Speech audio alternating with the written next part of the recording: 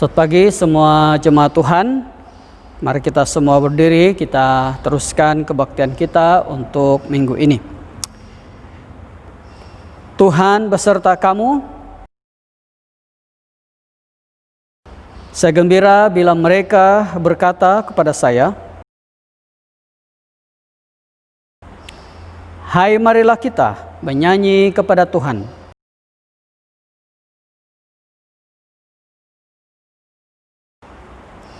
Allah itu roh, kemuliaan pada Allah Bapa, Anak, dan Roh Kudus.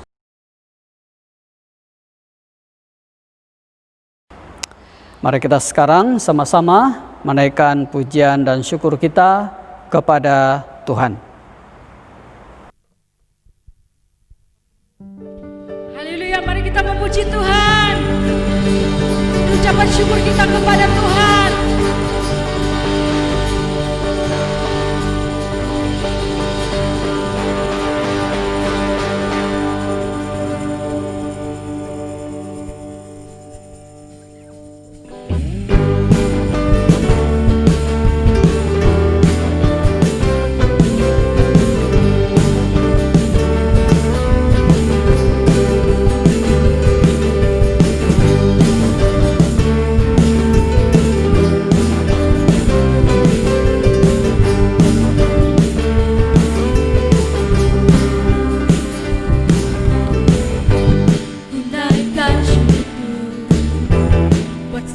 Bapa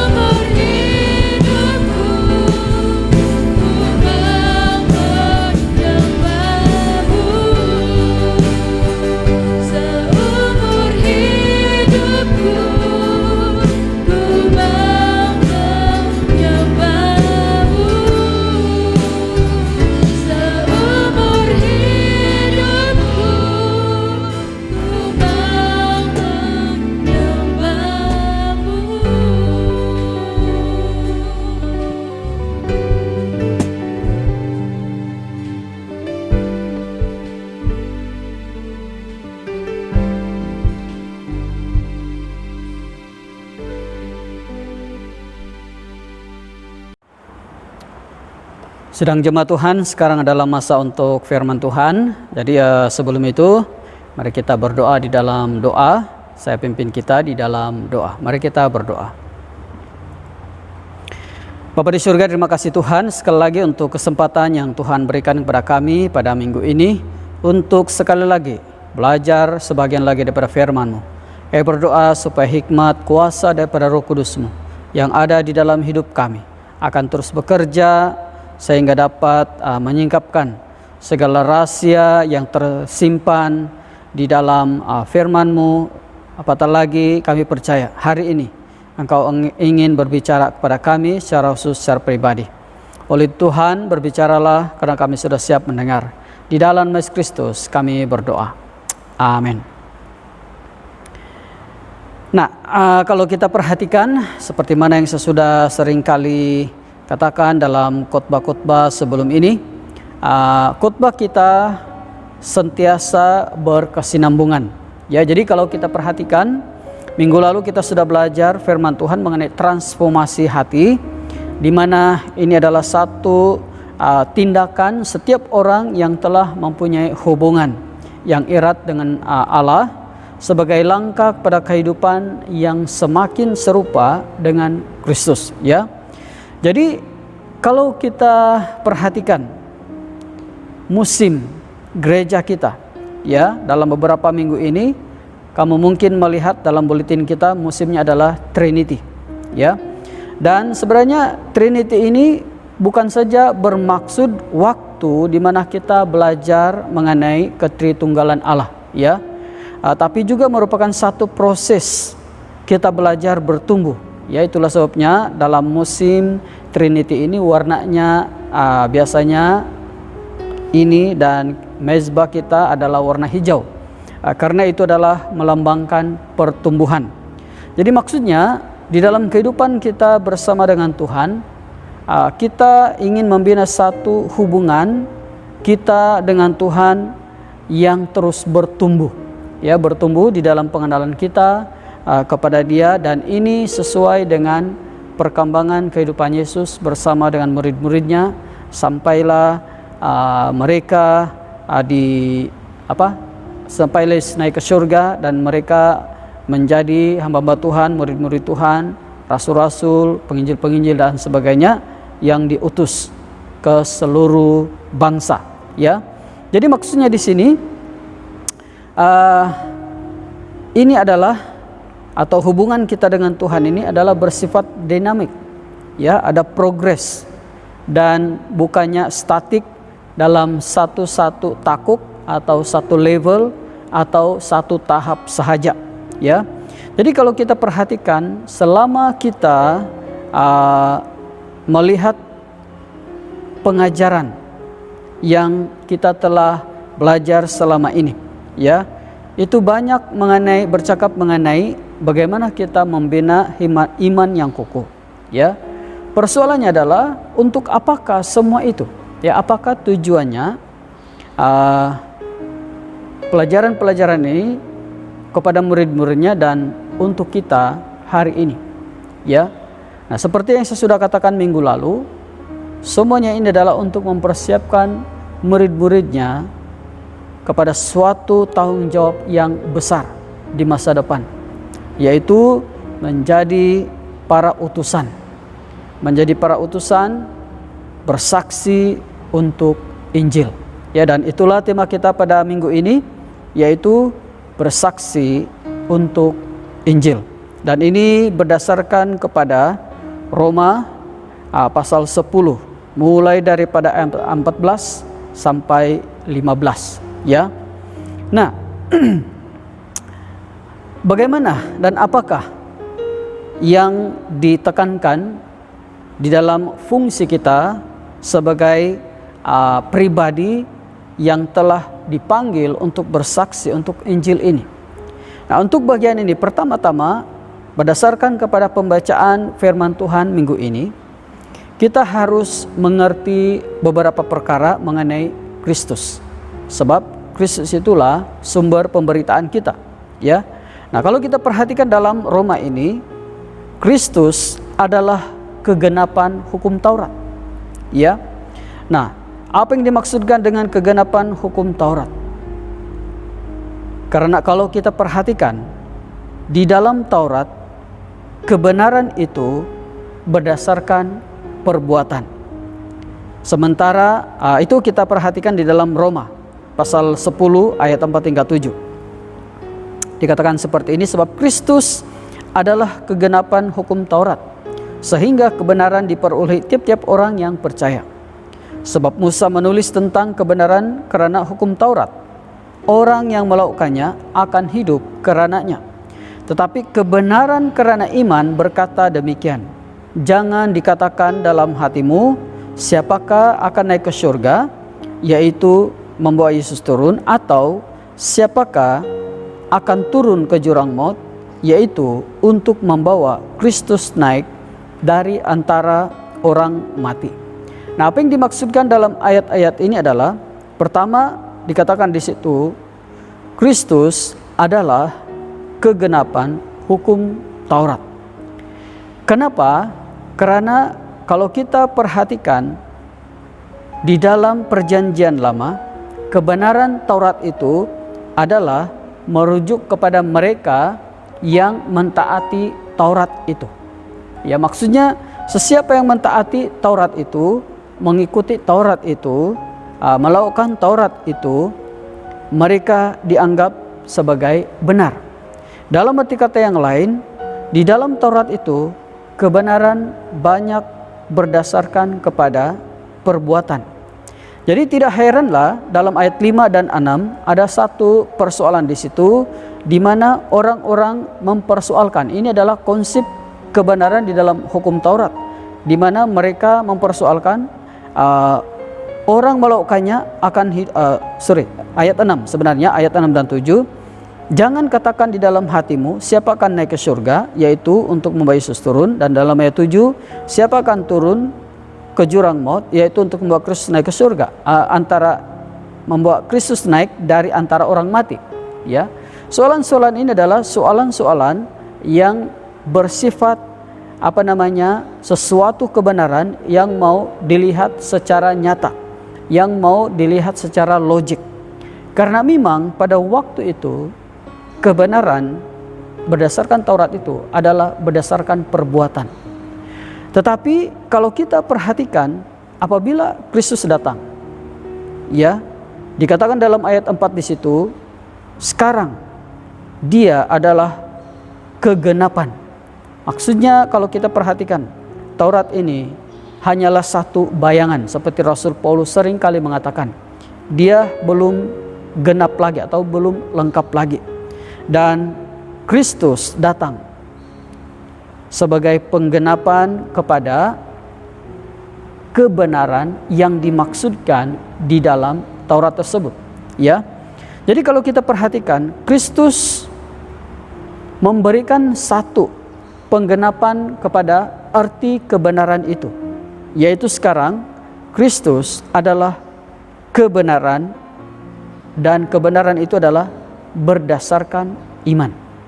Ya, dalam Roma pasal 10 ayat 8 hingga 11 mengatakan, tetapi apakah katanya ini, firman itu dekat kepadamu, yaitu di dalam mulutmu dan di dalam hatimu, itulah firman iman yang kami beritakan. Sebab jika kamu mengaku dengan mulutmu bahwa Yesus adalah Tuhan, dan percaya dalam hatimu bahwa Allah telah membangkitkan dia dari antara orang mati, maka kamu akan diselamatkan. Karena dengan hati orang percaya dan dibenarkan, dan dengan mulut orang mengaku dan diselamatkan. Karena kitab suci berkata, barang siapa yang percaya kepada dia tidak akan dipermalukan. Jadi bayangkan di sini, perhatikan di sini, bagaimana sekarang kebenaran itu harus dilakukan dengan pertama pengakuan mulut kita dan percaya yang ada di dalam hati kita bahwa Yesus telah bangkit dari antara orang mati. Ya, artinya ini bukan lagi sesuatu yang harus dibuktikan dengan perbuatan. ini bukan sesuatu lagi yang harus diterima berdasarkan logik seperti mana persoalan-soalan dalam ayat 6 dan 7 tadi. Ya, karena itu adalah konsep kebenaran dalam hukum Taurat. Tapi Yesus sekarang memberikan penggenapan ya tentang arti kebenaran itu sebenarnya, yaitu pertama melalui pengakuan kita, dan kedua melalui kepercayaan hati kita bahwa benar Allah telah membangkitkan Kristus dari antara orang mati. Dan dikatakan kalau ini ada di dalam hati kita, kita akan diselamatkan dan bukan dipermalukan. Jadi asas ini sangat penting untuk kita tahu dan kenal dan terapkan sungguh-sungguh di dalam hati kita ketika kita mau pergi bersaksi untuk Injil. Karena kalau kita tidak ada bukan saja pengetahuan tapi pengalaman yang benar ini, susah untuk kita memperkatakan atau bersaksi untuk Injil. Karena Injil ini adalah sesuatu yang harus diberitakan bukan hanya dengan pengetahuan ilmiah semata-mata atau pengetahuan semata-mata, tapi harus datang daripada bukan saja pengetahuan tapi daripada pengalaman kita secara pribadi melalui pengakuan kita dan kepercayaan hati kita. Nah, poin yang kedua, ya, dalam poin pertama tadi kita sudah melihat betapa pentingnya pengenalan kita mengenai kebenaran di dalam Tuhan, di mana kebenaran ini adalah berdasarkan iman. Nah, perkara yang kedua adalah dengan pengetahuan ini sekarang kita mengerti bahwa Kristuslah dasar iman kita. Ya, Kristuslah dasar iman kita. Nah, oleh karena Kristus adalah dasar iman kita, apa yang perlu kita lakukan? Ya, apa yang perlu kita lakukan? Nah, saya percaya dalam beberapa minggu ini kita sudah bercakap tentang pemulihan, ya, hubungan dengan Tuhan, dan bagaimana pemulihan ini harus terus-menerus bertumbuh dalam aspek keeratan, keintiman kita dengan Tuhan, dan sehinggalah kita mencapai satu tahap di mana kita benar-benar serupa dengan Kristus, ya. Jadi itu berarti bahwa kalau benar Kristus adalah dasar iman kita, ketika kita mengambil kekuatan, mengumpul kekuatan, keyakinan dan kepercayaan kita untuk bukan saja mempertahankan iman kita, tapi juga untuk bersaksi untuk Injil. Nah, untuk bagian ini apa yang perlu kita buat adalah datang kepada Tuhan. Ya, kita tahu datang di sini kita tidak boleh artikan seolah Tuhan itu di tempat yang jauh dan kita perlu datang. Ingat, kita sudah di dalam posisi di mana kita sekarang bersama dengan Tuhan. Ya, kita sekarang di dalam posisi hubungan kita sudah dipulihkan. Jadi kita di dalam posisi kita telah bersama dengan Tuhan. Apalagi kalau kita sudah mempunyai hubungan yang erat dengan Tuhan. Apalagi kalau kita sudah transformasi hati kita seperti mana yang kita sudah belajar minggu lalu. Ya, tapi datang di sini bermaksud kita harus membuka hati kita atau bersujud, ya, di hadapan Tuhan, dan seterusnya melalui cara itu kita membuat satu hubungan kerjasama di dalam apa juga yang kita lakukan untuk Tuhan, ya. Nah, sebagai contoh Petrus, ya, dalam Matius pasal 14 ayat 28 hingga 29 dikatakan seperti ini. Lalu Petrus berseru dan menjawab dia, Tuhan, apabila engkau itu, suruhlah aku datang kepadamu berjalan di atas air. Kata Yesus, datanglah. Maka Petrus turun dari perahu dan berjalan di atas air mendapatkan Yesus. Di sini kita melihat bahwa bagaimana ya Kristus ada, Petrus ada. Tetapi untuk dia berjalan di atas air, dia masih perlu izin ya kepada Tuhan, meminta izin. Sebenarnya ini adalah bagaimana kita mendapatkan iman itu. Karena Kristus adalah dasar iman kita. Jadi kita harus meminta kepada Kristus seperti mana yang dilakukan oleh Petrus ini. Jadi di dalam kehidupan kita sebagai orang-orang yang akan bersaksi, kita harus sentiasa peka, berkomunikasi terus-menerus dengan Tuhan. Supaya apa-apa yang menggugat iman kita atau apa-apa yang kita pikir itu boleh mengganggu kekuatan pemberitaan kita, kita harus mengatakan kepada Tuhan, Tuhan, tolong kuatkan saya, teguhkan saya. Itu berarti samalah seperti kita memberitahu Tuhan, kalau itu Engkau Tuhan, izinkan saya datang. Dan Tuhan akan mengatakan, pasti datanglah. Dan di situ kita akan melihat mujizat Tuhan akan terjadi.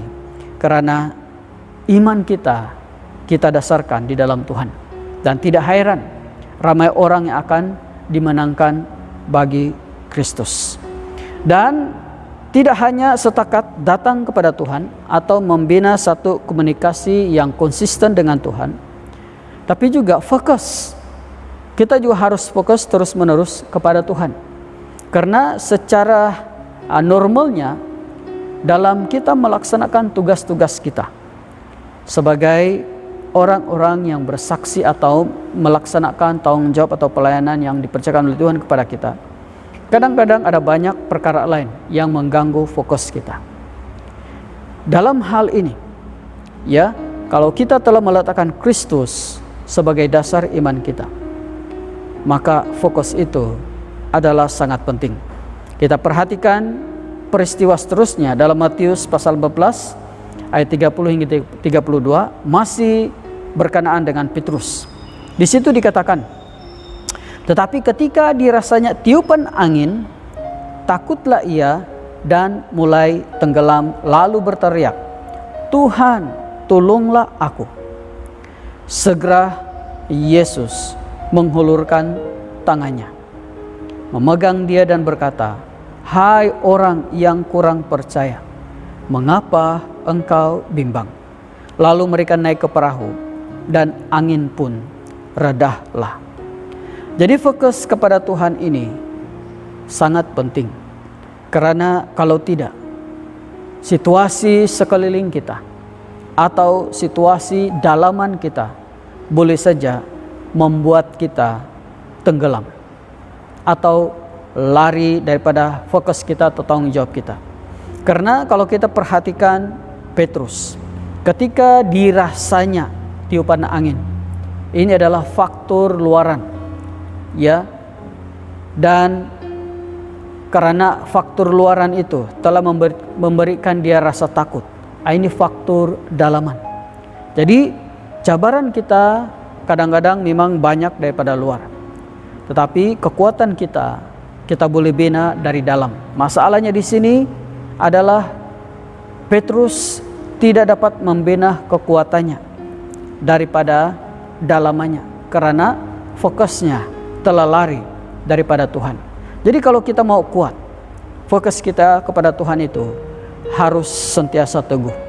Walau apapun yang berlaku di sekeliling kita, cabaran, dan apapun cabaran kita, baik itu dari segi hal-hal yang melibatkan pengorbanan masa, tenaga, atau keuangan sekalipun, ya, selama kita fokus, ya, apa yang perlu kita lakukan adalah berseru kepada Tuhan. Dan Tuhan pasti segera membantu kita, menolong kita dalam caranya yang tersendiri. Jadi itu adalah perkara yang kedua di dalam memberitakan atau bersaksi untuk Injil. Ya, fokus kita sebagai Kristus adalah sangat penting.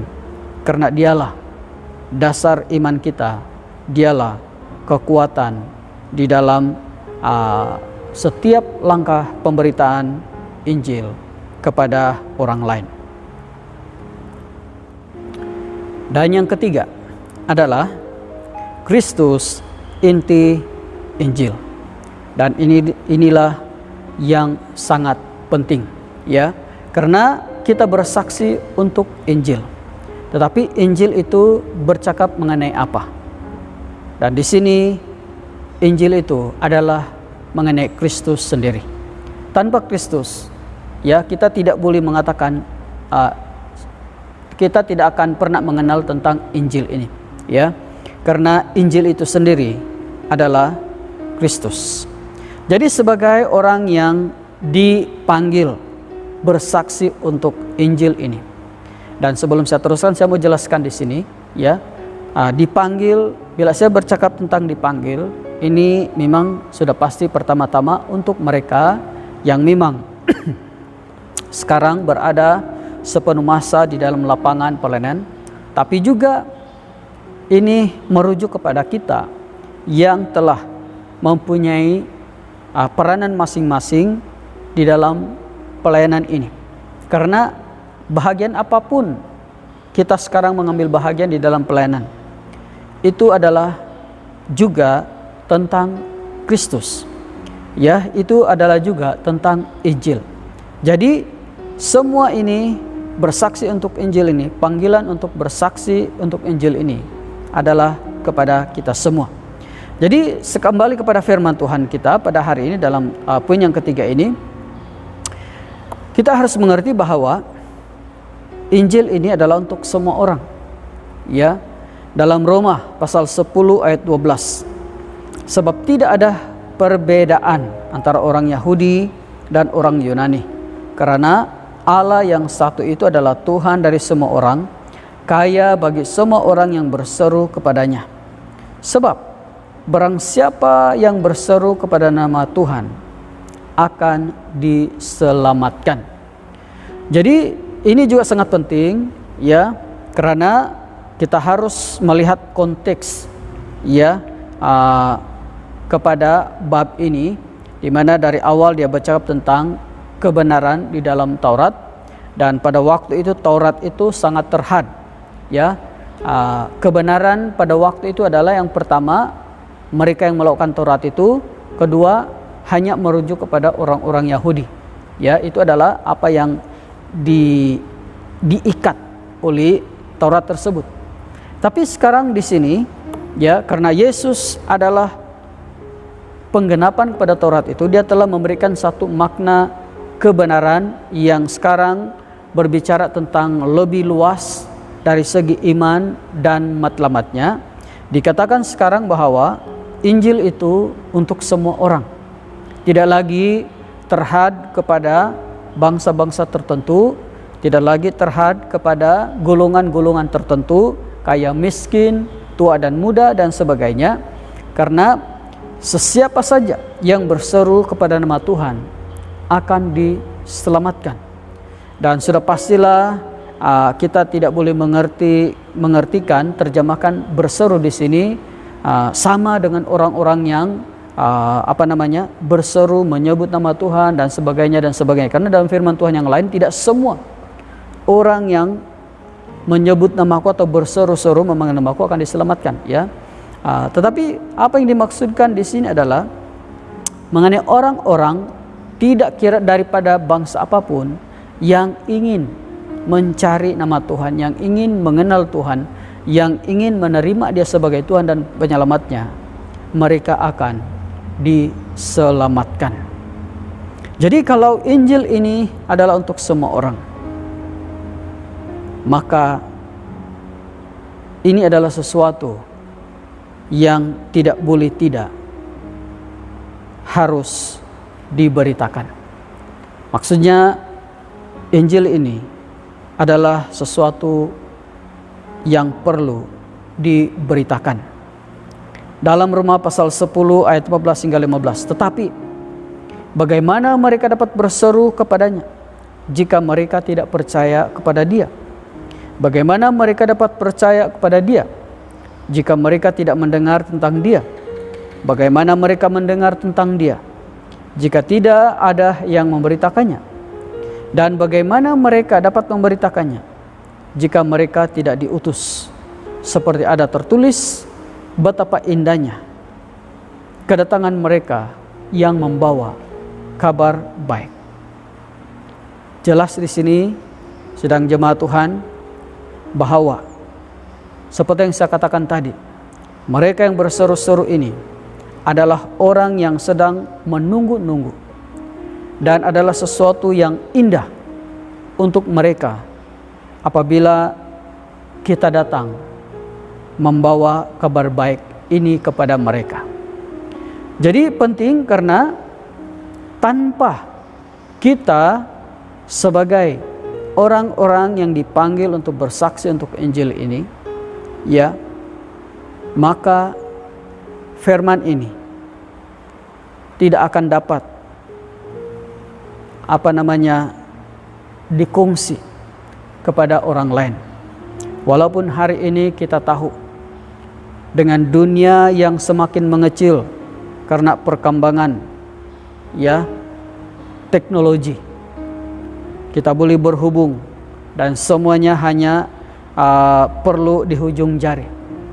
Tetapi ini pun masih memerlukan orang-orang yang mana mengambil inisiatif bagaimana menyediakan informasi-informasi yang benar, supaya orang-orang yang mencari ini, orang-orang yang berseru ini dapat menemukannya, dan mereka sendiri mengenal Tuhan sebagai Tuhan dan penyelamat mereka secara pribadi. Jadi sementara kita bergerak sesuai dengan situasi semasa, ya, dengan dunia semasa, kita juga jangan lupa bahwa bersaksi secara fisikal, maksudnya melalui kehadiran kita, melalui tindakan-tindakan kita sebagai pekabar Injil, masih perlu dilakukan. Jadi untuk itu, ya, kita harus mempersiapkan lebih lagi di dalam kehidupan kita sebagai orang yang telah dipilih oleh Tuhan. Karena daripada apa yang telah kita belajar setakat ini, perhubungan kita dengan Tuhan memang dinamik. Daripada menerima Dia sebagai Tuhan dan penyelamat, sehinggalah kita bertumbuh, membina satu hubungan yang erat dan menyatukan hati kita dengan hatinya. Sekarang kita berada di posisi pengajaran, mempersiapkan kita sebagai saksi-saksi Tuhan. Jadi saya berharap di dalam firman Tuhan kali ini, Tuhan telah memberitahu kita tugas kita yang utama sebagai saksi, yaitu bersaksi untuk Injil. Dan saya percaya dan saya mendorong supaya kita terus setia mengikuti apakah seterusnya ya Tuhan mau kita belajar untuk mempersiapkan lagi kehidupan kita sebagai orang percaya. Karena kehidupan sebagai orang percaya tidak berhenti setakat di mana kita percaya. Kita akan melihat ada tanggung jawab yang semakin besar, semakin berat, yang harus kita tanggung, yang harus kita pikul di masa depan. Jadi semoga Tuhan terus-menerus mendorong kita di dalam kehidupan kita, supaya bukan saja terus-menerus beriman, mempertahankan apa yang telah kita percaya, tapi mempersiapkan diri sebagai utusan-utusan Kristus. Mari kita semua tunduk kepala, kita berdoa. Bapa di surga, terima kasih Tuhan untuk firman-Mu, dan kami bersyukur untuk firman Tuhan ini. Kiranya daripada firman Tuhan ini, Engkau telah menyadarkan kami tentang tujuan kami menerima Engkau sebagai Tuhan dan penyelamat kami. Memang benar itu adalah pertama-tama untuk keselamatan kami. Tapi di sini kami melihat bahwa Engkau mempunyai rancangan yang lebih besar untuk kami. Oleh Tuhan, siapkan kami untuk menerima dan mengerjakan dan melakukan segala kehendak-Mu di dalam kehidupan kami. Terima kasih Tuhan. Di dalam Yesus Kristus kami berdoa. Amin.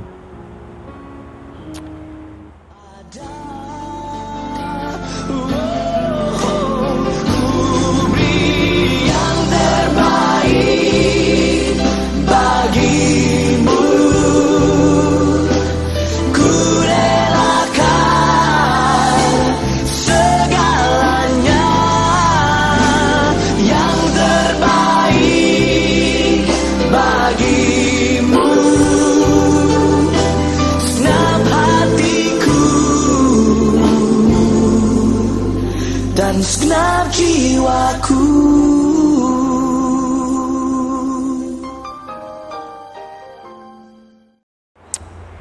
Sidang jemaat Tuhan, sekarang marilah kita berdoa seperti yang diajar oleh penyelamat kita. Bapa kami yang di surga, dikuduskanlah namamu. Datanglah kerajaanmu, jadilah kehendak-Mu di bumi seperti di surga. Berikanlah kami pada hari ini makanan kami sehari-hari. Ampunilah kami akan dosa-dosa kami, seperti kami juga mengampuni orang yang bersalah pada kami. Janganlah membawa kami ke dalam pencobaan, tapi lepaskanlah kami daripada yang jahat. Karena Engkau yang punya kerajaan, kuasa dan kemuliaan, sekarang dan selama-lamanya. Amin. Coba berkat daripada Tuhan, sentosa Allah yang melebihi pengertian manusia, melahirkan hati dan jiwa kamu di dalam pengetahuan dan kasih Allah dan anaknya, Yesus Kristus, Tuhan kita.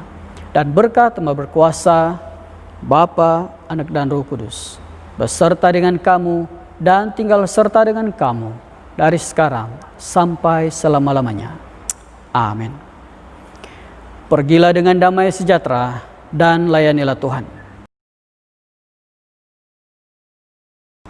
Sekarang mari kita sama-sama sekali lagi berdiri. Kita menaikkan ucapan syukur kita kepada Tuhan.